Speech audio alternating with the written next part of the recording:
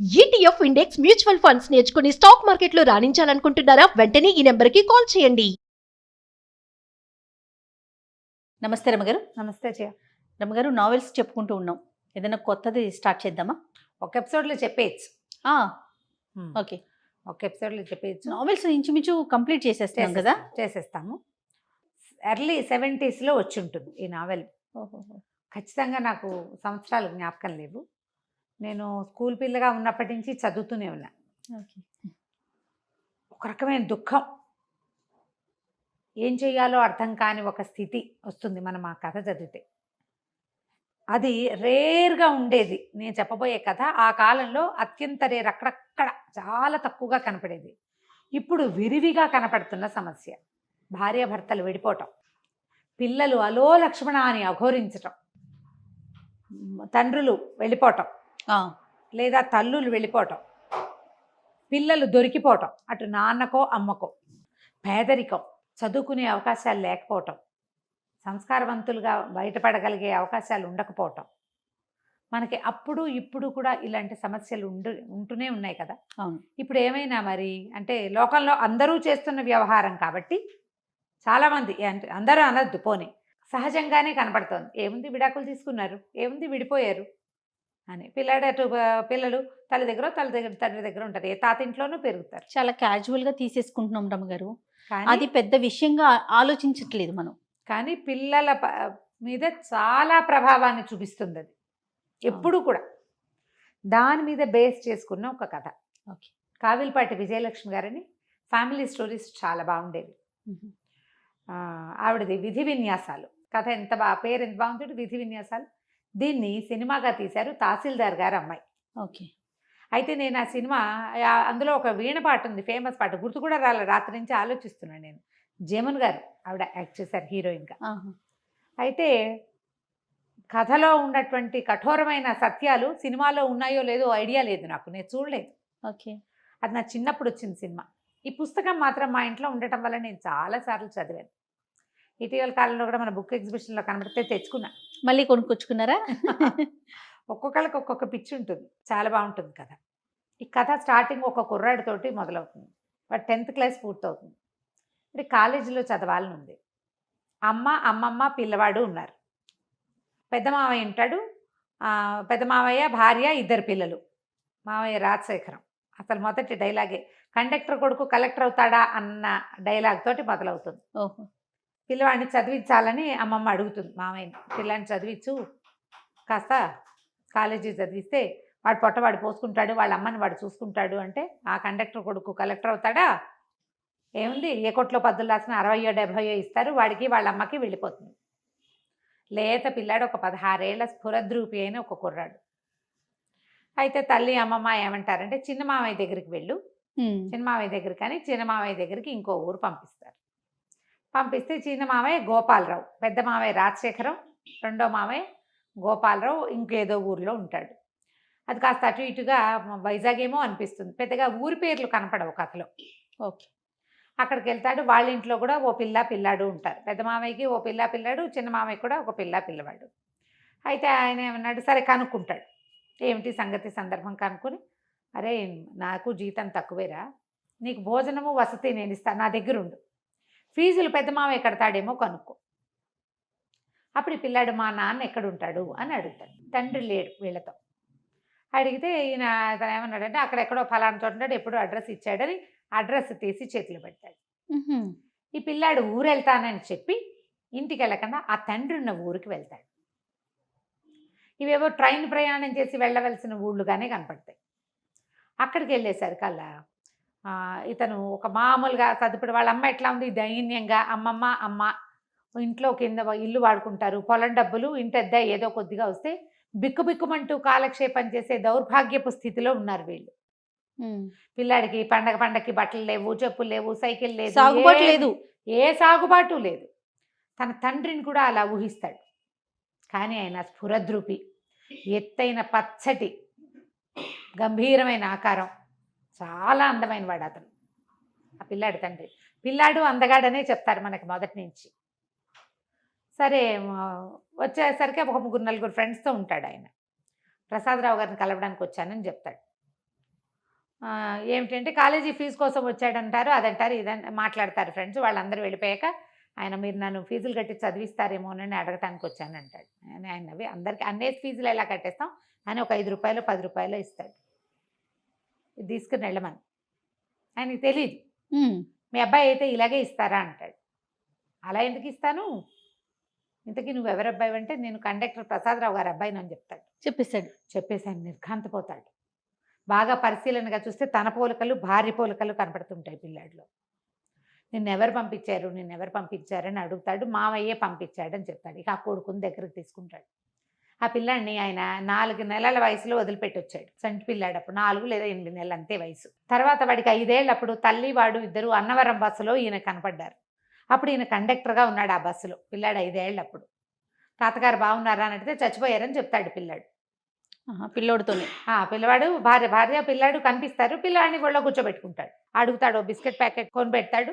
తాతగారు బాగున్నారా, ఇంట్లో అందరు బాగున్నారంటే తాతగారు చచ్చిపోయారు, చాలా రోజులైంది, ఇంట్లో అందరు చచ్చిపోలేదనే అందరు బాగానే ఉన్నారని చెప్తాడు. మా బావగారు పోయారని తెలుసుకుంటాడు ఆయన. అంతకుమించి వాళ్ళ గురించి అతనికి ఏం తెలియదు. అక్కడి నుంచి ఇతను ఏం చేస్తాడు, సరే ఆయన పిల్లాడిని అట్ట పెట్టుకుని అన్నం తినిపించి తన మంచం మీద తన పక్కనే పడుకోబెట్టుకుని ఫీజులు కడతాను, నువ్వు మా మావయ్యకి ఉత్తరం రాసిస్తాను, నేను ఫీజులు కడుతున్నానని ఎవరికీ చెప్పద్దు అని చెప్తాడు. సరే ఉత్తరం పుచ్చుకొని డబ్బులు ఇస్తారు. ఇంత అక్కర్లేదంటాడు. కాదు పుస్తకాలకి వాటికి కావాలని. ఆ రోజుల్లో 300 100 నోట్లు చూసి ఆశ్చర్యపోతాడు పిల్లాడు. అక్కడి నుంచి మావయ్య గారింటికి వెళ్తాడు. వెళ్తే ఏమిట్రా ఒప్పుకున్నాడు, ఏమిట్రా మావయ్య అంటే డబ్బులు తీసి చేతిలో పెడతాడు. తండ్రి రాసిన ఉత్తరం ఇస్తే ఆశ్చర్యపోతాడు. ఊరిని భలేవాడివిరా, నువ్వు చూసి రమ్మంటే కాల్చి వచ్చావని ఉత్తరం చదువుకుంటాడు.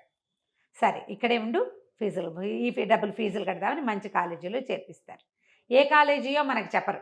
కాలేజీ వ్యవహారాలు ఏముండవు. కాలేజీకే ఉత్తరం రాస్తుంటాడు తండ్రి కొడుకు ఉత్తర ప్రత్యుత్తరాలు నడుస్తాయి. మళ్ళీ ఇంకోసారి తండ్రి దగ్గరికి వెళ్తే ఆయన బట్టలు కుట్టిస్తాడు కొడుక్కి. సరదాగా ఉంటుంది. 16-17 ఏళ్ళ పిల్లాడు పచ్చగా పొడుగ్గా ముచ్చటగా ఉంటాడు. వీడికి మంచి మంచి బట్టలు వేసుకుని చూసుకోవాలని ఉంటుంది తండ్రికి. వీడి ఫీజులు ఎవరు కడుతున్నారు, చిదంబర రహస్యం, ఎవరికీ తెలియదు. మావయ్యకి తెలుసు కదా, ఈ మావయ్య కట్టాడు అనుకుంటారు. అయితే వీడు చెప్తాడు, ఎవరికి చెప్పద్దన్నారు మా నాన్న అని. ఉత్తరంలో కూడా అదే ఉంటుంది. అత్తయ్యకి చెప్తాను, ఆమె దగ్గర నుంచి రహస్యం బయటకు వెళ్ళదని, మళ్ళీ గొడవలు వస్తాయి మాకు అని భార్యకి మాత్రం చెప్తాడు. ఆవిడ ఎవ్వరికీ చెప్పదు. ఈ అన్నదమ్ముల మధ్య కూడా అంత విరివైన రాకపోకలు ఉండవు. కథ దాదాపుగా ఒక 6-7 సంవత్సరాల పాటు నడుస్తుందన్నమాట. మధ్యలో పాత కథ రివైవ్ అయ్యి కనపడుతుంది. సరే పిల్లాడు చదువుకోవటం మొదలు పెడతాడు.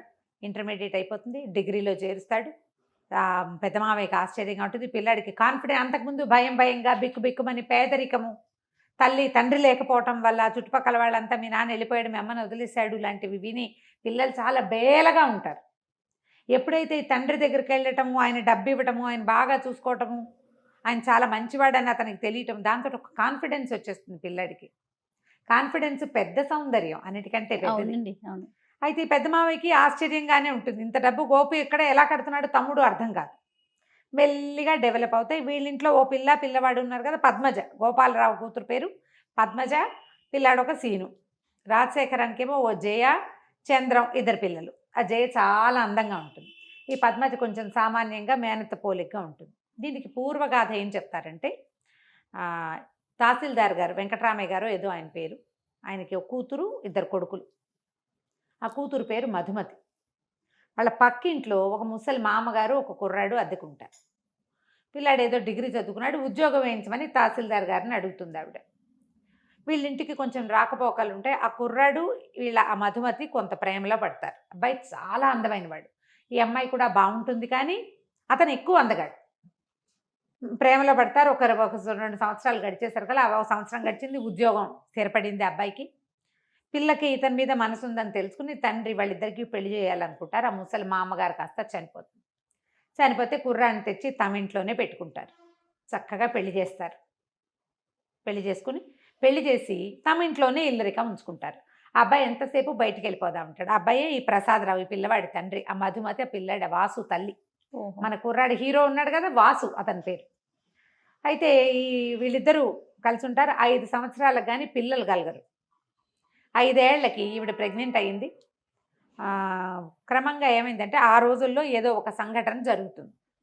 అదేంటంటే, ఆయన ఏదో ఒక ఉద్యోగం జోగయ్యో ఎవడో ఆఫీస్లో ఉన్నటువంటి ఒక ప్యూన్ తాలూకు ఉద్యోగం తీసేసే ఒక ఇది జరుగుతుంది. జరిగితే ఆ జోగయ్యకి ఈ ప్రసాద్కి స్నేహం ఉంటుంది బాగా. ఇతను ఆ కాగితం నేను పెట్టనంటాడు. ఆయన తహసీల్దారు, ఇతను యూడీసీ, ఒక హెడ్ క్లార్కో ఏదో అవుతాడు ఇతను. ఆయన ఎంత బాగానో చూసుకుంటారు అల్లుడిని. మంచి మంచి బట్టలు కుట్టిస్తారు, ఎంత బాగుంది, ఓసారి ఎట్రా ఇట్రా అని బట్టలు చొక్కా సరిపోయింది లేదో చూస్తారు. పిల్లతో కలిసి సినిమాలకు తిప్పుతారు. నువ్వే మా ఇంటికి పెద్ద కొడుకు అంటారు. ఈ పిల్ల అంటే పంచప్రాణాలు ఆయనకి. ఎందుకంటే 4 పిల్లలు పోయాక అమ్మాయి పుట్టింది. అమ్మాయి తర్వాత 2 తమ్ముళ్ళు బతికారు. దాంతో అమ్మాయి లక్ష్మిగా భావిస్తారు ఆ మధుమతిని. దాంతో పిల్లని బయటికి పంపడం ఇష్టం ఉండదు. ఇబ్బాయి కూడా ఎవరు లేరు కదా, మా అవ్వగారు చనిపోయింది కదా. చచ్చిపోయిన ఆవిడకి ఇంకా ఎవరున్నారు, అతనికి ఎవ్వరు అన్నదమ్ములు లేరు, అక్క చెల్లెలు లేరు, అమ్మ నాన్న లేరు. అందుకని పిల్లాన్ని అట్టబెట్టుకుంటారు ఇంట్లో. ఈ జోగయ్య వ్యవహారం వచ్చేసరికి జోగయ్య వాళ్ళ ఇంటికి రాక పోక ఉంది. ఆ జోగయ్యకి ఒక అక్క ఉంటుంది, రాజమ్మ అని. ఆ అమ్మాయి కొంచెం తిరిగిపోతుంది. పుకారు ఏమని పుడుతుందంటే ఆ రాజమ్మతోటి తనకి సంబంధం ఉంది ఈ ప్రసాద్కి, అందుకనే జోగయ్య ఉద్యోగాన్ని కాపాడారు అని పుట్టింది పుకారు. ఈ చిన్నతనపు ఆడపిల్లలకి అలాంటి వార్తలు ఏమైనా తడితే ఇతను ఇంత పంచప్రాణాలుగా ఉంటాడు, తనంటే ప్రాణం పెడతాడు అనేది గుర్తురాదు. ఆ అమ్మాయి మీద అనుమానంతో మొగుడిని ఏదో ఒకటి సూటిపోటి మాటలు అంటూ, ఒక తెలియనితనం, ఈ బంధం తెగిపోతుందని అనిపించదు, ఒక తెలిసి తెలియనితనమే. ఆ తల్లిదండ్రి కూడా దాన్ని ఎగసంతోస్తాడు. మా పిల్లని ఏడిపిస్తున్నాడు అన్నది తప్ప ఇంకొక ఆలోచన ఉండదు వాళ్ళకి. క్రమంగా ఏమైంది, దీనికి ఒళ్ళు మండిపోతుంది ఈ ప్రసాద్కి. సినిమాలో ఇలా హీరోని క్యారెక్టర్ని దెబ్బతీయరు బహుశా, అవును. కానీ ఇతను ఏం చేశాడంటే నిజంగానే ఆ అమ్మాయితో సంబంధం ఏర్పరచుకుంటాడు. ఓహో. అది బయటకు వచ్చేస్తుంది. డబ్బు ఇవ్వడం మొదలు పెడతాడు. దాంతో ఈ అమ్మాయి చిచ్చి నేను ఇతనితో కాపురం చేయనంటూ అసహించుకుంటుంది. భర్త అంటే ఎవరికైనా ఉండేది. ఇప్పుడు ఆ రోజుల్లో ఏంటంటే ఇప్పట్లాగా విడాకులు వచ్చిన రోజులు కాదు కదా, నయానో భయానో చెప్పుకుని విడిపించుకుని ఇవన్నీ చాలా సహజంగా ఉండేవి అప్పుడు. కానీ ఆ అమ్మాయి అతి గారాబంతో పెరగటము, తండ్రికి పెద్ద ఇల్లు, వాకిలి, తోట, దొడ్డి, పెద్ద ఉద్యోగము, దానివల్ల వచ్చినటువంటి కొంచెం హై ఫీల్ తోటి అమ్మాయి భర్తను తృణీకరించేస్తుంది. దాంతో ఆయన మొత్తం ఇతని ఇంటికి వాళ్ళ మామగారు చనిపోయాక సామాన్లు తెచ్చుకుంటారు కదా, ఆ సామాన్లన్నీ బయట విసేసి పొమ్మంటారు. సంతకం పెట్టి నీకు మాకు సంబంధం లేదు అంటే సంతకం పెట్టనంటాడు. ఆ కాగితం చింపి పారేస్తాడు, వెళ్ళిపోతాడు, సామాన్లు వదిలేస్తాడు. ఏం చేస్తాడు, ఆఫీస్లో ఉద్యోగం, మామగారి ఇచ్చిన ఉద్యోగం కదా, మామగారు మొహమే గిట్టనప్పుడు ఉద్యోగం ఎలా చేస్తాడు. కానీ ఆ వెళ్ళిపోయే రోజును కూడా మామగారు గుండెలు పెట్టుకుని కూర్చో పరిగెత్తుకుంటూ వచ్చేస్తాడు. మళ్ళీ వద్దు, ఆయన అంత ప్రేమగా చూశాడు అతను. మీరు బాధపడకండి, నేను వెళ్ళనంటే వద్దు, నువ్వు వెళ్ళిపోవాల్సిందే, నా కూతురు ఏడుస్తోంది నీ వల్ల, నువ్వు మా ఇంట్లో ఉండటానికి వీల్లేదు, తెన్నింటి వాసాలు లెక్క పెట్టేవాదంటావు, ఇది ఇదని అత్త మామ ఇద్దరు తిట్టేస్తారు. భార్యని పిలుస్తాడు, వీళ్ళందరినీ వదిలే, నువ్వు నాతో వచ్చేసి మనం వేరే కాపురం పెట్టుకుందాం, నువ్వు నాతో వచ్చే, నేను అన్నీ మానేస్తా, నిన్ను బాబుని బాగా చూసుకుంటా రమ్మంటే అమ్మాయి కాలు తిప్పుకుని లోపలికి వెళ్ళిపోతుంది. పిలిచినా రాదు. సరే ఇతను ఏం చేస్తాడు, ఉద్యోగాన్ని రిజైన్ చేసి ఆ జోగయ్య చేతిలో పెడతాడు కాగితం, నువ్వు వెళ్ళి ఆఫీస్లో ఇచ్చేసి మీ అక్కని తీసుకెళ్ళిపోతాను, తిరుపతి వెళ్ళి పెళ్లి చేసుకుంటాను సర్కల్ పోకోండి, ఇంకా నయం, ఏదో స్నేహం చేసాం అంతే, మీరు రిజైన్ చేసుకుంటారో గంగలో దూకుతారో మాకు అనవసరం, మా అక్కయ్య రాదు, మీకు మాకు రామ్ రామ్ అంటారు. ఒక చిన్న స్నేహం చేసినందుకు ఈ ఫలితం లభించింది అనమాట. దాంతో ఈయన హతాశుడైపోయి ఇతను ఉద్యోగానికి రిజైన్ చేసి పిఎఫ్ వస్తుంది కదా, ఆ డబ్బంతా భార్య పేరు మీద రాసేసి వెళ్ళిపోయి తిరుపతి వెళ్ళిపోతాడు. తిరుపతిలో కొంతకాలానికి ఆ రాజమ్మ అతనికి తిరుపతిలో తారసపడుతుంది.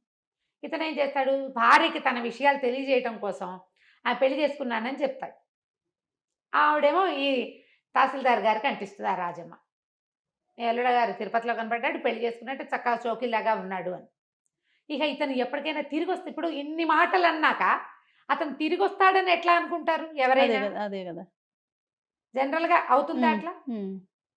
ఏనాటికైనా అతను వస్తాడేమోనని ఆశ పెట్టుకుని ఉన్న ఆ అమ్మాయికి ఈ భర్త వెళ్ళిపోయే వరకు అతని మీద అసహ్యంగా ఉంటుంది. వెళ్ళిన దగ్గర నుంచి అతను తనతో ఉన్న ప్రేమాయ గుర్తొస్తుంది.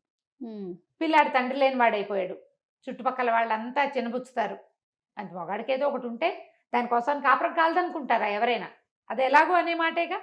దాంతో ఒక విరాగిగా మారిపోతుంది ఆ అమ్మాయి. ఏ రోజు మంచి బట్టలు కట్టుకోవటం కానీ, ఓ తల్లో పూలు పెట్టుకోవటం కానీ, పెళ్ళిళ్ళకి పేరెంటాలకి వెళ్ళటం కానీ, ఇంట్లో నుంచి బయటకు కాలు పెట్టకుండా అయిపోతుంది. పిల్లని పెంచుకుంటుంది. ఇతనేమో ఒక కండక్టర్గా ఎక్కడో జీవితం గడుపుతాడు. అయితే బిఏ చదువుకున్నానని చెప్పి తిరుపతిలో ఇతను అలా ఉండగా చచ్చిపోదాం అనుకుంటాడు. ఒక స్నేహితుడు ఎవరో కనపడతాడు, కాలేజీ ఫ్రెండ్.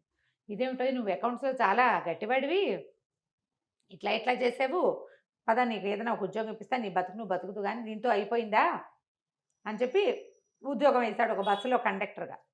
ఆ బస్ కండక్టర్గా ఉన్నప్పుడు ఈ భార్య కొడుకుని చూస్తాడు ఆయన. ఓహో. ఆయన కండక్టర్గా ఉన్నాడని అమ్మాయి ఇంటికి వెళ్ళి తల్లికి తమ్ముళ్ళకి చెప్తుంది. ఈ కండక్టర్ కథ అయిపోయింది కదా. ఈయన బస్సులో ఉండగా ఒకసారి ఏవో అకౌంట్స్ సరిగా లేకపోతే ఇతను అకౌంట్స్ చూసి పెడితే ఆ బస్సు అని రాసి చెడిపోతాడు సీటు. ఏంటండి మీరు ఇంత బాగా చేస్తున్నారు, ఎలా చేస్తున్నారంటే ఈయన ఇంకేం చేయలేక చెప్తాడు, బిఏ చదివాను, అకౌంటెన్సీయే నా సబ్జెక్టు, ఫలానా తహసీల్దార్ ఆఫీస్లో పనిచేశాను అనేసరికి ఆయన ఆశ్చర్యపోయి మీరు అకౌంట్స్ చూడండి, ఇంకా నేను కండక్టర్ పని చేయొద్దంటాడు. జీతం పెరుగుతుంది, ఏదో చిల్లర కోసము ఒక లాటరీ టికెట్ కొంటాడు. 40,000 వస్తుంది. ఆ రోజుల్లో 40,000 అంటే ఇప్పుడు 40 లక్షలతో సమానం, ఇంకా ఎక్కువే. అయితే రక్షణ నిధికి ఇచ్చేస్తాను, ఈ డబ్బు నేనేం చేసుకుంటాను, భార్య పిల్లాడు నా నుంచి సెపరేట్ అయిపోయారు, జీవితం మీద ఆశ లేదంటే ఆయన ఒప్పుకోడు. అలా వద్దు, ఎక్కడైనా డబ్బు మదుపు పెట్టండి, మీకు కాకపోతే ఎవరికో వస్తుంది, డబ్బులు వస్తూ ఉంటాయి, ఎవరికైనా పిల్లలకి పేద పిల్లలకి చదువుకోవడానికి దానికి సహాయం చేద్దురు. కానీ ఓసారి డబ్బు ఇచ్చేయటం ఏంటండి, ఓ 2,000 ఇవ్వండి, మిగిలిన 8,000 మదుపు, మిగిలిన డబ్బులు మదుపు పెట్టండి అని బలవంత పెడతాడు. పెట్టేసరికల్లా కొంత డబ్బు రక్షణ నిధికి ఇచ్చి ఒక రైస్ మిల్ ఏదో కొంటాడు. అట్లా అట్లా బ్రెయిన్ బాగుంది, మంచి తెలివైన వాడు కదా, అట్లా అట్లా అట్లా డెవలప్ డెవలప్ అవుతుంది. ఈయన చక్కగా మంచి పెద్ద బిజినెస్ షాపు, గోల్డెన్ వ్యవహారాలు ఉండే. ఈయన ఇలా ఉండిపోయాడు. పెళ్ళానికి అహంకారము పొగరు అనుకుంటాడు అతను. ఆ అమ్మాయికి ఎలాంటి దుర్భరమైన జీవితం లభించింది చివరికి ఆయనకి తెలియదు. పిల్లాన్ని భార్య పంపించిందని ఒక అనుమానం ఉంటుంది లోపల. వాడు ఒట్లు సత్యాలు పెట్టుకుంటాడు, అవి కాదు మా అమ్మ పంపలేదు, మా అమ్మకి అసలు తెలియదని. ఇప్పుడు ఈయన ఈ డబ్బులు ఇస్తున్న సంగతి చెప్పొద్దంటాడు. ఈ పిల్లాడు చక్కగా కళగా మంచి మంచి బట్టలు వేసుకుంటాడు, చక్కగా చదువుకుంటాడు, బిఏ అయిపోతుంది. అయితే డిగ్రీ అయిపోయాక ఇంకా నేను చదవను అని తల్లి చెప్తాడు. ఇతను తల్లిని చూడడానికి వెళ్ళేసరికి ఏమవుతుంది, మేనమామ పెద్ద మేనమామ పక్క దగ్గరే ఉంటారు కదా, వాళ్ళు పొలం డబ్బులు అవి ఇవ్వడం మానేస్తారు. ఈ వాళ్ళు ఏం చేస్తారంటే ఆస్తులు, నాన్నగారు చనిపోయాక ఆస్తులు వాటా వేసినప్పుడు 2 వాటాలే పడతాయి.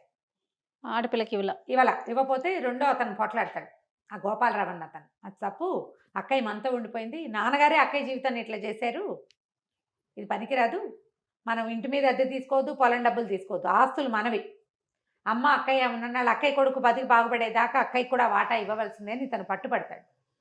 ఎప్పుడైతే ఈ పిల్లాడు బ్రహ్మాండంగా చదువుకుంటూ జామను బట్టలు వేసుకుని తిరుగుతూ వాచీలు పెట్టుకుంటూ ఉండేసరికల్లా మేనమావకి ఏమనిపిస్తుంటే డబ్బంతా నీ కొడుక్కి దోచిపెట్టి ఇక్కడ పేద వేషం వేస్తున్నావు, ఇక నేను మీకు డబ్బు ఇవ్వను అని చెప్పేస్తాడు. అయితే కథలో ఒక అర్థం కాని మ్యాటర్ ఎక్కడ కనపడుతుందంటే అమ్మాయికి ఒక 30 తులాల బంగారము, పట్టు చీరలు అవి ఇస్తాడు ప్రసాదరావు. ఆ బంగారం ఏమైంది అనే మాట చెప్పరు. పెళ్ళప్పుడు మా అమ్మది అని చెప్పి ఇస్తారు, మంచి మంచి వస్తువులు కొనిపెట్టారని చెప్తారు. మరి ఆ బంగారం ఆయన పట్టుకెళ్ళాడో ఈవిడ పట్టుకెళ్ళిందో అర్థం కాదు. మరి నా చిన్నప్పుడే నాకు అర్థమయ్యేది కాదు. వీళ్ళ దగ్గర గోల్డ్ ఉంది కదా, మరి ఆ గోల్డ్ కూడా పారేసింది. ఇతను సామాన్లు వదిలిపెట్టి వెళ్ళిపోయాడు కదా, నాన్నగారు ఏం చేస్తారు, అవన్నీ దానం చేసేసారు. ఆఖరికి ప్రావిడెంట్ ఫండ్ డబ్బు భర్తది కూతురుకు వస్తే అది కూడా ఆయన రక్షణ నిధికి ఇచ్చేశారు. వాడి డబ్బు కూడా నాకు వద్దని. కానీ వాడి కొడుకు మాత్రం ఉండిపోయాడు ఆవిడ దగ్గర. ఇప్పుడు డబ్బు వస్తువుల కంటే పిల్లలు ఎక్కువ కదా, జీన్స్ కదా అవి, అది ఆలోచించారు. దాని కొడుకే అనుకుంటారు, అతని కొడుకు అన్న ధ్యాస ఉండదు. చాలా మంది చేస్తారు ఇలాంటి ఆలోచన, పిల్లల దగ్గర ఆలోచించరు అట్లా. సరే ఏమవుతుంది, డబ్బులు లేవు, తల్లి పరమ పేదరికంలో ఉంటుంది. మా అమ్మమ్మ ఒంటిపూట తింటున్నారు, నేను ఇంకా చదువుకోనని ఏడ్చి మొత్తుకుంటాడు తండ్రి దగ్గర. ఆయన ఒప్పుకోడు. నువ్వు కండక్టర్ కొడుకు కలెక్టర్ అవుతాడా అన్నాడు మీ మామయ్య. కలెక్టర్ అయ్యి చూపించాలి, నువ్వు సెటిల్ అవ్వడం కావాలి, నువ్వు కలెక్టర్ అయ్యి భార్య పిల్లలతోటి బాగుంటే చూడాలనుంది నాకు, నువ్వు చేయడానికి వీల్లేదంటే మా అమ్మ ఇట్లాంటి పరిస్థితుల్లో ఉంటే నేను ఇలా మీరు కుట్టించిన ఉలెన్ సూట్లు అవి వేసుకుని వాచీలు ఉంగరాలు పెట్టుకుని స్కూటర్ కొని పెడతానంటాడు. ఎంఏకి యూనివర్సిటీ దూరం కాబట్టి స్కూటర్ కొంటారు, స్కూటర్ నేర్పిస్తాడు మనిషి వచ్చేంతే. ఒప్పుకోడు వీడు పిల్లవాడు. ఒప్పుకోకపోతే అతను ఆయన గట్టిగా బతిమలాడి సరే మీ అమ్మకి నేను ఏర్పాటు చేస్తానని ఓ 10 చీరలు వీడికి బట్టలు కొని వాసుకి, భార్యకు కూడా బోళ్ళని చీరలు నా జాకెట్లు అన్నీ కొనిచ్చేసి నువ్వు పట్టుకెళ్ళు, మీ మామయ్యకి నేను ఉత్తరం రాస్తానని చెప్తాడు. వీరు తండ్రి దగ్గర నుంచి ఇంటికి వెళ్ళేసరికల్లా తల్లి వస్తుందన్న కబురుతో సిద్ధంగా ఉంటుంది. అయితే ఈ గోపాలరావు ఏం చెప్తానంటే మీ నాన్న నువ్వు ఉంటున్నావు కాబట్టి నాకు డబ్బు ఇస్తూనే ఉన్నాడు, మీ అమ్మని తెచ్చి నా దగ్గర పెట్టుకోమని చెప్తున్నాడు, నేను తీసుకొస్తానులే అని చెప్పి వాళ్ళ అన్నదమ్ములు ఇద్దరు మాట్లాడుకుని ఇక అక్కయ్యని నా దగ్గర ఉంచుకుంటా, తన కొడుకు చదువుకున్నాక వాళ్ళిద్దరు వాళ్ళ దారిని వాళ్ళు వెళ్తారు, అమ్మని నువ్వు అట్టి పెట్టేసుకో, పొలం డబ్బు ఇంటి మీద వచ్చే అద్దె సగం తీసేసుకుందాం అని చెప్పేసి అక్కయ్య నువ్వు నా దగ్గర ఉండు, నీ కొడుకు చదువు పూర్తయ్యేదాకా అని వాళ్ళ అక్కని పిలుచుకుంటాడు. ఏరా అమ్మని నువ్వు అన్నయ్య పంచుకున్నారని బాధపడుతుంది, కానీ మెల్లిగా వీళ్ళ ఇంట్లో ఎక్కష్టం అయిపోతుంది. ఈ కథలో ఒక అంతర్వాహినిగా మనకేం కనపడుతుందంటే ఈ గోపాలరావు కూతురు పద్మజ ఆ పిల్ల ఈ వాసుకి అట్రాక్ట్ అవుతూ ఉంటుంది. కానీ ఇతనికి అలాంటి భావాలు ఉండవు. వీరికి జయ చాలా అందంగా తనే అనిపిస్తుంది, కానీ అది అక్కడే ఉండదు. ఆ అమ్మాయి దానికి వేరే ఫ్రెండ్స్ ఉంటూ ఉంటారు. కథ స్లోగా నడుస్తుంది, చక్కటి సంభాషణ. పుస్తకం దొరికితే మొదలు పెట్టామంటే చివరి దాకా వదలలేం మనం. చకచకా నడిచి వెళ్ళిపోతుంది. నేను ఇంకా స్పీడ్గా కూడా చెప్పేస్తున్నాను. సరే, ఎంఏ పూర్తవుతుంది ఈ అబ్బాయికి.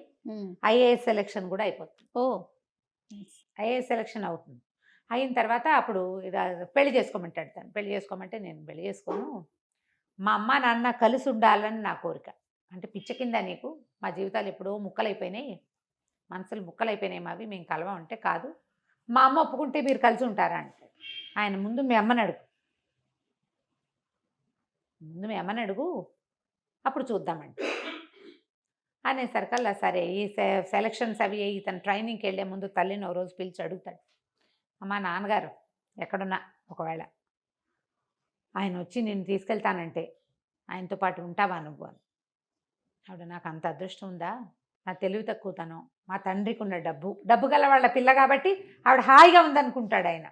కానీ తండ్రి చనిపోగానే, తండ్రి ఉద్యోగం పోగానే వాళ్ళకున్న ఆస్తి 3 ముక్కలు అయిపోదు. అంతేగా, పదవిలో ఉన్నప్పుడు పదవిలో లేనప్పుడు అసలు మనిషే లేనప్పుడు తేడా ఉండదు. అవును. అతనికి ఆ సంగతి ఆలోచనకి రాదు, తెలియదు అతనికి.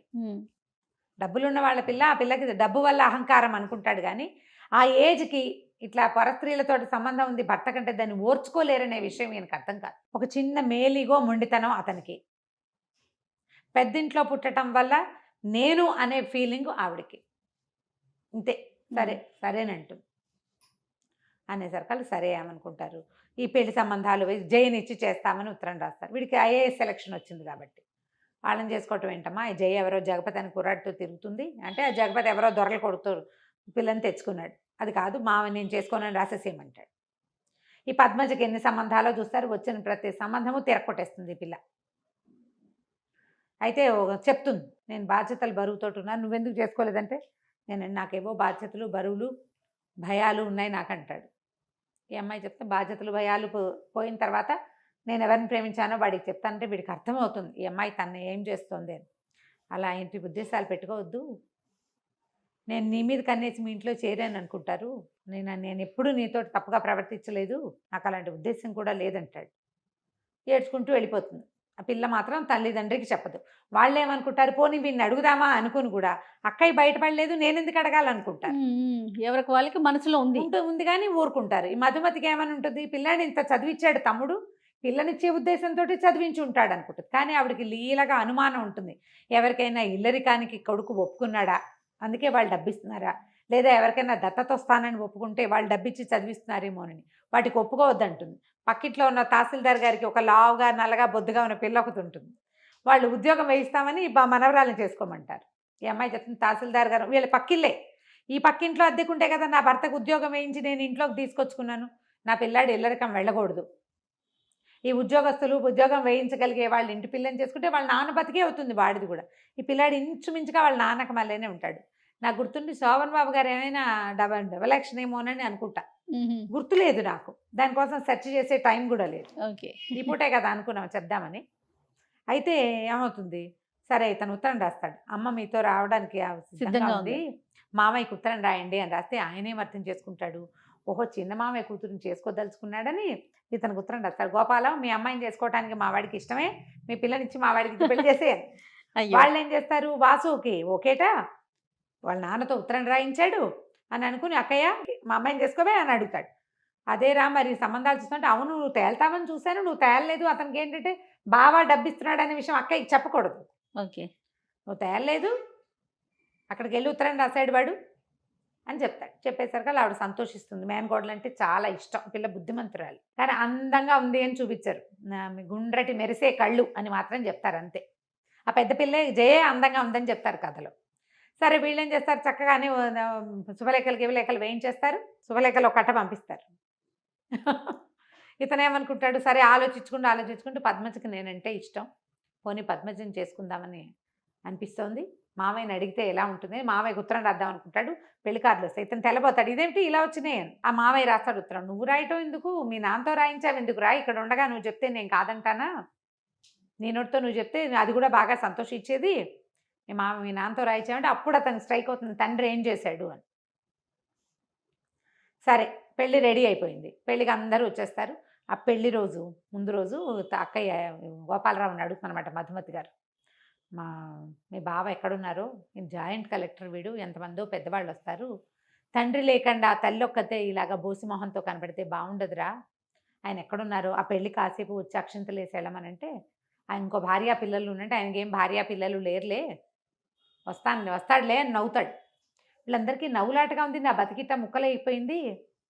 ఇంటల్లుడు లేడు, ఇంట్లో పెళ్ళి, ఇంటల్లుడు లేడు, పిల్లాడి పెళ్ళి, తండ్రి లేడు, వాళ్ళకి ఎవ్వరికీ ఆ లోటు తెలియట్లేదు, నాకు ఒకదానికే తెలుస్తుంది అనుకుంటుంది. తర్వాత ఎన్నిసార్లు అనుకుంటుంది. అతను వెళ్ళిపోయాక ఆవిడ పొరపాటు చేశాను, అతను రా అని పిలిచేవాడు, వేరే కాపురం పెట్టుకుందామని ఎన్నిసార్లు అడిగాడు, ఆ రోజు కూడా రమ్మన్నాడు, నేను వెళ్ళకపోవటం ఎంత పొరపాటు చేశాను, పిల్లాడికి వాడి భవిష్యత్తు పాడు చేసేసా, నా జీవితము అంధకార బంధనం చేసుకున్నాను, ఇట్లా వాళ్ళ ఇంట్లో పడి వాళ్ళ చిత్కారాలు తింటూ ఉండవలసి వచ్చింది. అన్నదమ్ములకు పెళ్ళిళ్ళు అయ్యేసరికల్లా ముద్దు ముచ్చట మా అక్కయ్య ప్రేమ ఎందుకుంటుంది. సరే మధ్యాహ్నానికి ఒక ఆయన 2 పెట్టెలు సూట్ కేసు తోటి వస్తాడు, 2 సూట్ కేసులు, హోల్డాలు అవి పట్టుకుని. ఆ పాతకాల కథలో హోల్డాలు బాగా కథలు కనపడతాయి అన్నమాట. బెడ్డింగ్ లాంటిది, అందులో చాలా సామాన్లు ఉంటాయి, పరుపు కూడా ఉంటుంది, ఎక్కడైనా కావాలంటే పరుచుకుని పడుకునేటట్టుగా. వాటితోటి వస్తే ఆశ్చర్యపోతారు, ఎవరో చుట్టాలు వచ్చారండి. సరే అక్కడి నుంచి అక్కయ్య బావ వచ్చారు, పైకి వెళ్ళమని చెప్తాడు. ఇప్పుడు వెళ్తే పైకి ఈవిడేం ఊహించుకుంటుంది, అప్పుడెప్పుడో 20 ఏళ్ల క్రితం చూసింది ఒక ఆయన్ని. ఆయన ఎట్లా ఉన్నాడు, కండక్టర్ బక్క చిక్కిపోయి, మొహం అంతా పీక్కుపోయి, జుట్టు ఎర్రగా పీచుకొని, నూనె తైల సంస్కారం లేని జుట్టు, దవడలు లాక్కుపోయిన ఒక బక్క మొహం గుర్తుంది ఆవిడికి. అప్పటికి అతను చాలా నిరాశ దృక్పథంలో ఉన్నాడు కదా. ఇప్పుడు ఆశ్చర్యపోతుంది ఈయన్ని చూసి. ఆయన ఎంత మనిషి, ఆజానుబాహువు, చక్కగా పచ్చగా విశాలంగా నుదురు, బ్రహ్మాండంగా అద్భుతమైన సౌందర్యవంతుడుగా కనపడతాడు. ఇక భార్యాభర్త కలుసుకుంటారు. ఆవిడ అడుగుతుంది, నన్ను ఇంకెప్పుడు వదిలిపెట్టి వెళ్ళొద్దు, మీరు ఎక్కడుంటే అక్కడ మీతో సేవ చేసుకుంటూ మీతో పాటు ఉంటాను, నన్ను వదిలిపెట్టకండి, జీవితం అంతా సర్వనాశనం అయిపోయింది అని. ఆ పాత తప్పిదాని గురించి అతను చెప్పడు, ఆవిడ అడగదు. ఎలా ఇలా జరిగింది అనేది తెలియదు. భార్యకు చెప్తాడు, నీ మొదటి రోజునే వీడు 6 ఏళ్ల క్రితమే నా దగ్గరకు వచ్చాడు, 7 సంవత్సరాల క్రితమే, 10th పాస్ అయ్యాక నేనే చదివించాను వాడిని, వాడి ఒంటి మీద ప్రతి గుడ్డ నేను కొన్నదే, నీకు చెప్పొద్దన్నాను, వాడు నాతో యుద్ధం చేశాడు ఒక రకంగా, మా అమ్మ మంచిది అని, నేను నా కొడుకు పక్కన నిలబడి నిన్ను చూడాలనుకున్నాను, నేను ఓడిపోయి నువ్వే కావాలని అడగాలనుకోలేదు అని చెప్తాడు. సరే పెళ్ళైపోతుంది. పెళ్ళయ్యాక తల్లిదండ్రిని పిలుస్తాడు. అవన్నీ పండగలు గిండగలన్నీ వ్యవహారాలు అయిపోయాక మనందరం కలిసి వెళ్దామంటే, వద్దు మీ దారిని మీరు వెళ్ళండి అని చెప్తాడు తండ్రి. తల్లి అంటుంది, ఉన్న నాళ్ళు ఒంటరిగా ఉన్నాను, ఆయన వదిలిపెట్టి రాను అని చెప్తుంది. కొడుకు అవసరం తండ్రికి లేదు, తల్లికి లేదు, వాళ్ళిద్దరూ ఒకరితో ఒకళ్ళు ఉండాలనుకుంటారు. అప్రతిభుడైపోయాడు బాసు అని రాస్తారు చివరికి. విధి ఎలాంటి రకాలుగా తిప్పుతుంది, ఎలాంటి మలుపులు తిప్పుతుందో. ఇప్పుడు వీడు అదృష్టవంతుడు ఈ అబ్బాయి. అవును, చివరి దశలో అయినా అమ్మా నాన్నతో కలిసి ఉండే అవకాశం అబ్బాయికి లభించింది. ఎంతమందికి లభిస్తాయి జయ? అవును రమ్మ గారు. నేను ఎద్దనపూడి సులోచనారాణి గారి ఆరాధన, ఈ విధి విన్యాసాలు చదివినప్పుడల్లా ఏడ్చేదాన్ని జయ. భలే బాధగా ఉంటుంది. అసలు కుర్రాన్ని వాడు బేలగా ఏం చేయాలో తెలియక నిస్సహాయమైన స్థితి వాడిది. వాడికి చదువుకోవాలి, పెద్ద చదువు చదవాలని కోరిక, అవకాశం లేదు. సంపాదన పరుడైన తండ్రి ఉండి, సమర్థుడైన వాడు ఉండి, ఇలా దిక్కుమాలినట్టు మేనమామల పంచన బతకటం ఎంత కష్టం కదా. మరి ఎంత బాగా రాస్తారంటే ఎక్కడ ఎగ్జాజరేషనే ఉండదు. హ్యూమన్ రిలేషన్స్ చాలా సహజమైనవిగా మన చుట్టుపక్కల ఇళ్లల్లో జరిగే లాంటి దాన్ని క్లియర్ పిక్చర్ ఇస్తారు. మనుషులు ఎలా మారుతారు, కండక్టర్ కొడుకు కలెక్టర్ అవుతాడా అన్నవాడు తన కూతుర్ని ఇవ్వడానికి సిద్ధపడతాడు.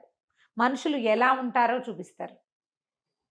చాలా క్లియర్గా ప్రశాంతమైన రైటప్స్ కూడా. అదేంటంటే తీక్షణమైన సంభాషణలు, గాఢమైన అదేదో ఉండదు. తాపీ సంభాషణతోటి నిదానంగా సాఫీగా వెళ్తుంది. చక్కటి భాష, మనం మాట్లాడుకునే భాష. క్యారెక్టర్స్ అన్నీ క్లియర్గా ఎవరెవరి వ్యక్తిత్వం ఏమిటి అనేది దానికి ఆ సందర్భంలోనే తెలియజేసేలాగా రాస్తారు.